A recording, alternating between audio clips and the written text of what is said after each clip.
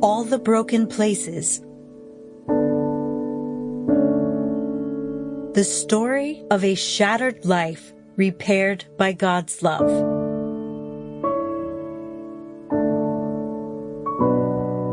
Written by Rita Newell. Read for you by Christine Longhelt.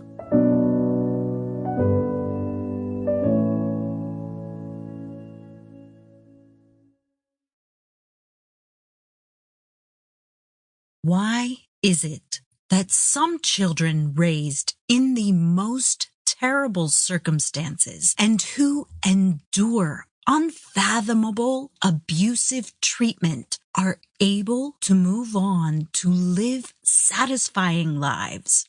This question remains one that is asked more often than not, and certainly one that I asked myself as a caseworker when I met Rita, also known as Ronnie, in the early 70s. First and foremost, I believe that somewhere deep inside there was a desire not to let circumstances dictate her future. However, I also believe that along the way, there were some very concerned people that believed in her and what might be possible.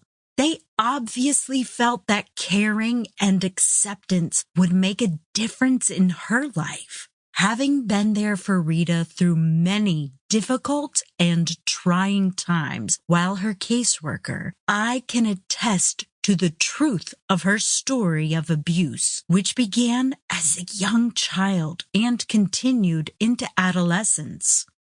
Barbara L. Sands, former caseworker, November 18, 2016. Acknowledgements.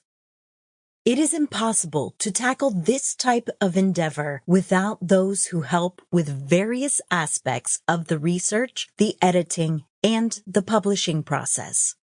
To my Lord and Savior, Jesus Christ, I thank you for getting through to me and calling me out of a life of darkness and pain and showing me a better way to live and think and believe. It is because of you and all that you have done for me that I have the freedom to tell my story. May it bring glory to your name, for without your divine intervention in my life, I wouldn't be here to tell my story, and it wouldn't have a happy ending. Thank you to my husband, Bob, for the innumerable sacrifices you have made on my behalf since I have known you. In particular, when I first tackled the writing of the book, you came home to a wife who had been crying all day while I worked on writing my story, and you took everything in stride. Your encouragement through all the years I have been working on this book has been steadfast. I truly couldn't have done it without your moral support and your words of life you spoke to me throughout this painful process.